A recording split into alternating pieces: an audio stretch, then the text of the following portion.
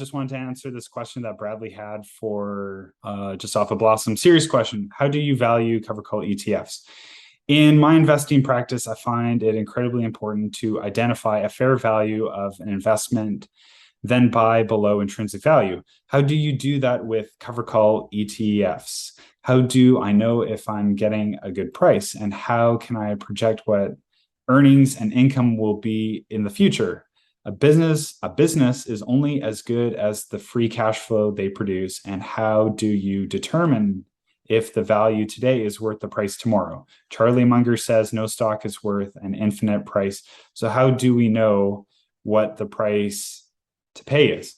I thought it was a good question. That's a good question. Oh, it's a good question. I don't know. That's Yeah, right. It's a fantastic question, and I'm actually glad Bradley asked it, because when I saw the question, I was like, you know what? I need a little more time. Like, I can't respond to that right away, but I thought Yeah. that because I knew we were doing this would be a good Wow. chance to address it. So I would say this. I would say that if like any ETF out there, the way in which the way in which you measure whatever it is, cash flow, yield on cost, any of that stuff, probably the best way to value a cover call ETF, just for ordinary people out there, at least to start, is the cover call ETF achieving its purpose, right? You go to the prospectus. A lot of the times the prospectus will say something along the lines of, this ETF seeks to provide net of expenses exposure to blah blah blah, and it also tries to achieve these other aims. And sometimes it'll give like a specific yield. Like, HMAX is a good example, which is the Hamilton finance financial maximizer, and it's seeking a 13% yield. Well, it's seeking that, but let's just say if the share price goes higher, that yield goes down. Maybe it hits 11%.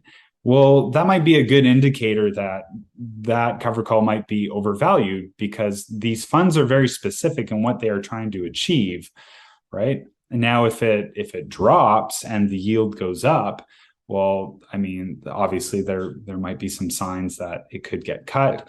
But I think for anybody who's curious at trying to understand how to value a cover call, that might be the best way for now. I'm sure there's other ways, Yeah. but like I said, I'm trying to learn that all the same.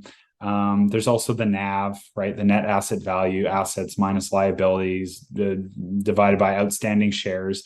With cover call ETFs and any ETF in general, the NAV and the share price are usually pretty close, unless they're split shares. Split shares haven't quite gotten into the full understanding of how that Yeah, works. me either. I don't Yeah. understand exactly how those work, No. but usually the NAV and the share price are farther apart. So hearing that, what do you think, Scott?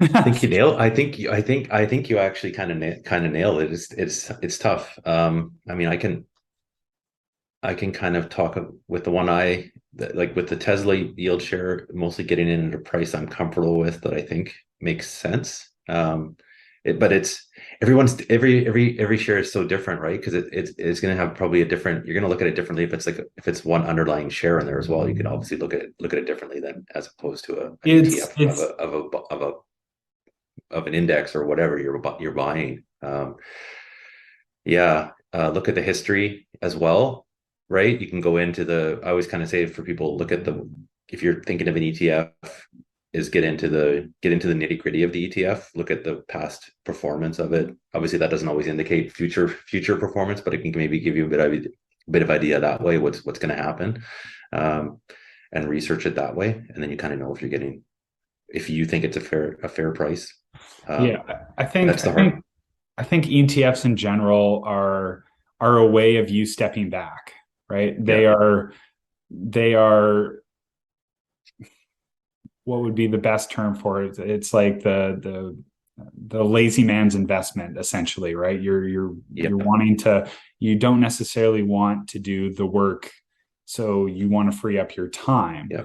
And so it's a bit of an apples and oranges comparison, I think, right? The way you value a single security versus how you value an ETF. I'm sure there is like overlap in that, but oftentimes when people pick an ETF, they're doing it because it tracks a certain index that they like, and it's at a certain makes price. sense. And they're just like, and most people are just going to dollar cost average into Yeah. it and buy it every month. It doesn't, regardless of the cost. And I think that's ultimately how most people are going to do it. Whether that's right or wrong in the eyes of a particular individual, it's not about how it should be. It's just that's what it is. And with cover calls, for me, I'm trying to achieve a certain lifestyle in a particular time frame with a certain net worth, that where I'm buying my time back.